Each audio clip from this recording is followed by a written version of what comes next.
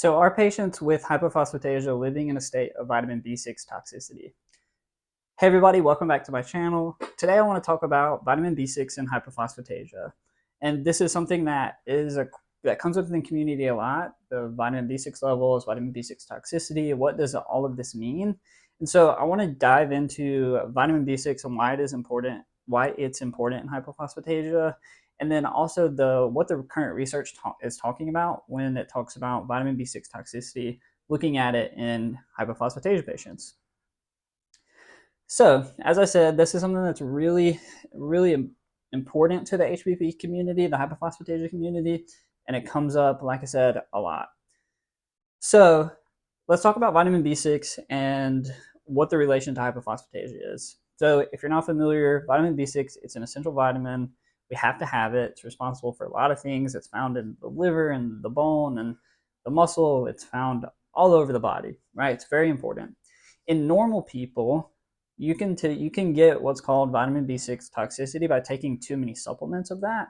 So if you take a lot of vitamin B6, I mean, it takes a lot, but it is possible to get vitamin B6 toxicity from overdoing it, from overtaking the vitamin B6. And vitamin B6 toxicity, while not technically lethal, it causes a lot of issues. It can cause some muscle issues, some spasms, some nerve problems, some neuropathy. And so it's not great. It causes a lot of additional symptoms and side effects that are not fun to deal with. And so, and it can be dangerous, but it's not technically lethal, but it can be dangerous. It can be very uncomfortable to live with and cause some nerve damage. And so it's very important, to obviously not be in a state of toxicity. We don't want to be in any kind of vitamin toxicity at all because it just causes too many problems.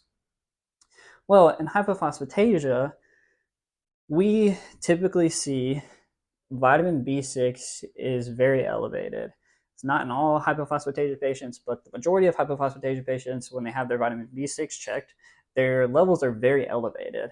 And what's the reason for this? So in hypophosphatasia, we do not make enough of the enzyme called alkaline phosphatase. Well, what alkaline phosphatase is important for is vitamin B6 metabolism, or getting that vitamin B6 out of the body, out of the blood. And because we don't make enough of that, we have these high levels of vitamin B6 when they check our plasma vitamin B6, so the blood. And also, typically in the presence of low alkaline phosphatase and high levels of vitamin B6, this is pretty diagnostic for hypophosphatasia. And so what happens is that you typically don't get your vitamin B6 level checked. It's not a normal test. Typically has to be sent off to another lab, special lab. But if hypophosphatasia is suspected, you can send off the lab and see if the levels are elevated. And if they have low alkaline phosphatase, high B6, then it's very indicative that you may have hypophosphatasia. So the questions come up about this because we have high levels of vitamin B6. And I'll show you a little screenshot of mine here, where my levels initially, this was my initial vitamin B6 test that I ever had done, really high. It was like 371 right here. And I think normal can be anywhere from 0 to 50. It's pretty significant. It's pretty significantly high. And so the questions come up about, what does this mean? As patients living with hypophosphatasia, we already deal with so many symptoms of this disease. There's pain, and there can be some muscle problems, and all of these things. Like, it's just tough to live with. And so then we start worrying about other things, like, oh, our vitamin B6 is high. What if we're having the symptoms that can be related to vitamin B6 toxicity? And so this is a very big topic, even kind of in the research, the hypophosphatasia research. So I want to talk about a couple of papers. So one of the first papers that I talk about came out several years ago. And what they did was really cool. So they took hypophosphatasia patients, and then they actually took samples of tissue, like from, I believe, the liver, the bone, the muscle, so places where vitamin B6 is stored, where you can find that level at and test it. And so what they did is they tested the levels of vitamin B6 in these different tissues. And what they found was that even though these patients had high levels of vitamin B6 in their blood, the levels of vitamin B6 in all of these tissues was actually normal.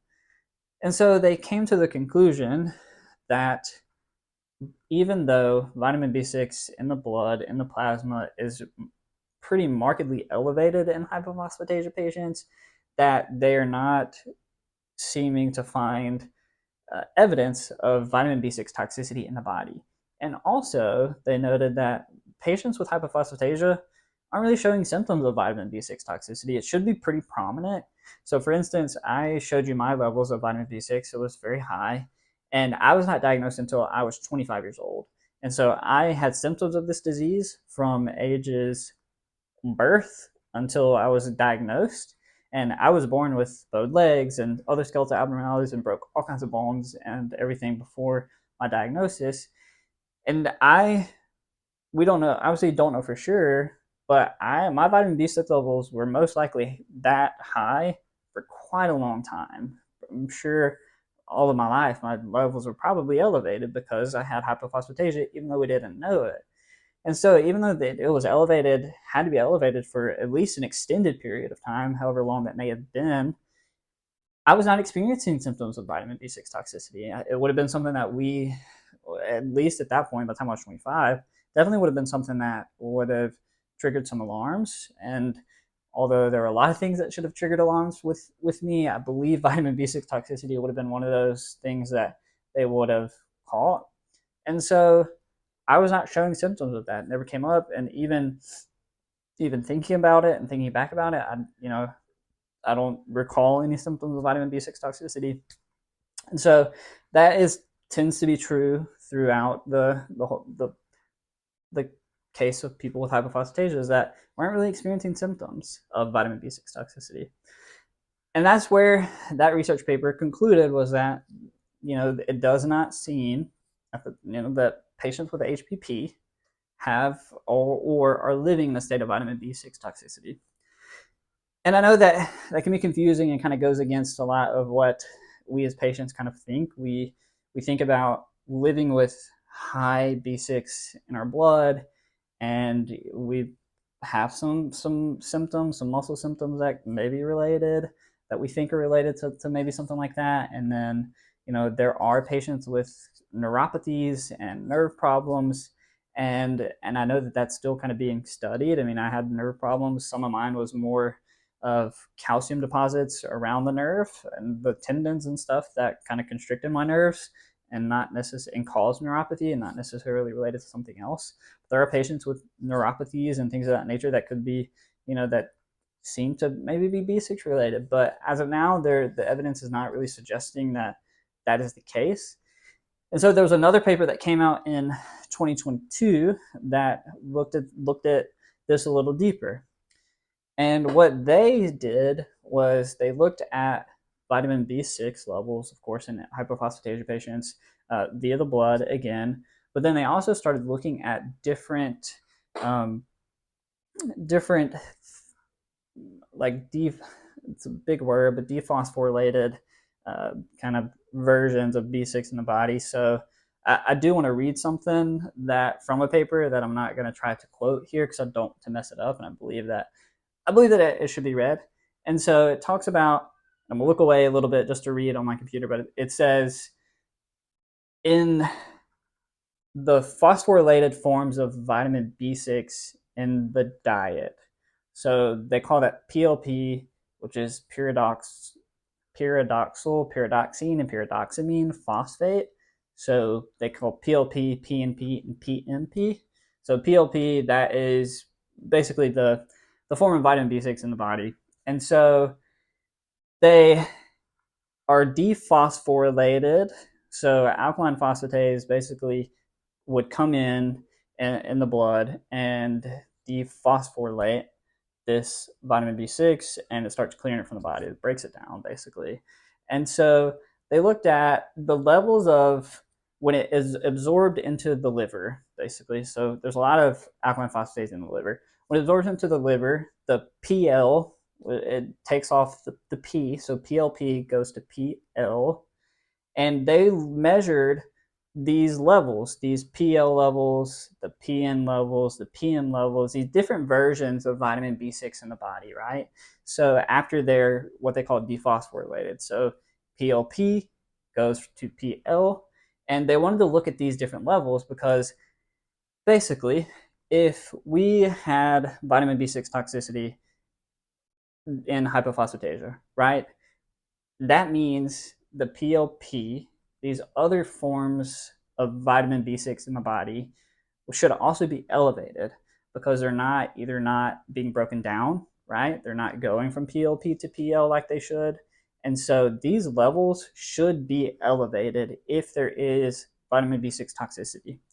And so they measured these different levels of different forms of vitamin B6, broken down forms in the body, and came to the same conclusion as the other paper, is that while the plasma levels of vitamin B6 are high, there is no evidence that vitamin B6 is not being broken down and gotten rid of by our bodies in a larger kind of, I guess, the grand scheme of things. It's not actually happening. It's not being, we're not seeing high levels of vitamin B6 in the tissue. We're also not seeing high levels of these other broken down forms of vitamin B6 in the body. We are only seeing it in the blood plasma. And I believe the first research paper said that alkaline phosphatase works as what they call an ectoenzyme. And basically what that means is that alkaline phosphatase is responsible for getting rid of vitamin B6 or breaking it down in the blood specifically and not anywhere else. So there's something else in the body that is breaking down the vitamin B6 for us before it gets stored into these tissues and everything else. And so alkaline phosphatase just seems to be responsible for helping our bodies get rid of B6 in kind of the blood. But anywhere else in the body, our bodies are doing what it's supposed to do with the vitamin B6. And so with that, they're saying that we are not actually living in a state of vitamin B6 toxicity. And so this paper, though, did look at something else. So it said in adult patients, they do see a vitamin B6 deficiency in adult patients. And I think the kind of reasoning for that was they believe that adult patients are restricting vitamin B6 too much in their body. So, I mean, we are told when we were diagnosed that, try not to supplement with B6 or anything like that, just because there is still a chance that if we supplement too much of it, then we can end up in a state of vitamin B6 toxicity if we supplement that. So we're told to kind of stay away from it. And so any adult form of hypophosphatasia doesn't seem to be, and I hate to say this, but it doesn't seem to be as severe as like the pediatric forms of this disease. And so typically what they looked at, the pediatric patients, and especially in the severe pediatric patients, their B6 levels are pretty elevated. In adults, they weren't always as elevated, and like it was in the pediatric population, and they believe it's kind of related to some of the severity and how the disease works. Not to say that living with this disease in any form is easy or not great at all. It sucks, truthfully, in any form that you have it. But that's just kind of the research the comparison that they did. But they believe a lot of it is related to kind of restricting that B6 in the adult population. And so they didn't necessarily recommend supplementing with B6 in that case, unless they were very symptomatic. I mean, you can supplement with something else that can help raise those B6 levels. But it's kind of interesting that they were seeing a little bit of the inverse of in the patients with the adult population. They did say that their plasma levels, the blood levels in adults were showing that they could be deficient, and they wouldn't recommend supplementing unless they tested these other forms of B6 like the PL to see if those were also in a state of deficiency, and then at that point they would potentially recommend supplementing a little bit, but they don't want to overdo it and then cause somebody to go into vitamin B6 toxicity and have all of those extra symptoms, because it could make the musculoskeletal stuff that we deal with HPP worse due to the vitamin B6 toxicity itself. And so I know that was a lot, and I did my best to break that down in a way that made sense, but the overall conclusion, and with all of the research that we have available to us, is that with hypophosphatasia, we're not living in a state of vitamin B6 toxicity. I do want to mention that there is what they would consider vitamin B6 dependent seizures. However, And that usually happens in the pediatric population. The more severe, like infantile version of this, there's seizures that can happen, and they tend to relate it to B6. But this research paper also talked about that a little bit, and they actually think it's more related to alkaline phosphatase, its interaction with B6, and there's a specific way that something doesn't seem to be broken down correctly uh, when it comes to this more severe pediatric form, where B6 dependent seizures are present, and so it's not directly related to high levels of B6. It's something else, and so B6 is involved, but it's a very complicated process in what they're seeing and how something doesn't seem to be broken down, and it gets to the brain and causes seizures, and that could be a whole other video. But I did want to mention that because that's something that does come up where they talk about vitamin B6 dependent seizures. And so the overall consensus right now, the academic consensus, is that patients with hypophosphatasia are not living in a state of vitamin B6 toxicity, even though their blood levels of vitamin B6 are typically very elevated.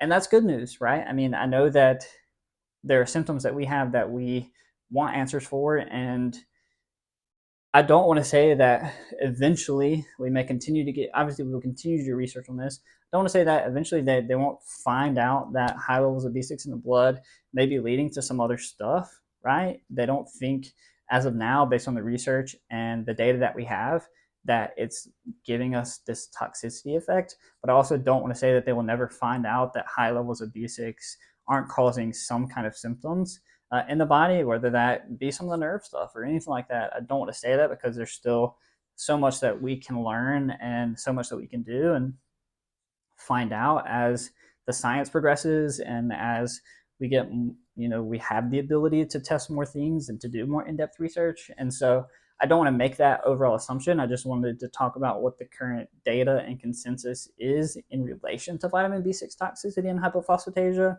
And if you get anything from this whole video, I would just say that as of now, the evidence is not supporting the fact that patients with HPP are living in a state of vitamin B6 toxicity. So I will link these research papers in the description of this video if you'd like to look at them or take a read.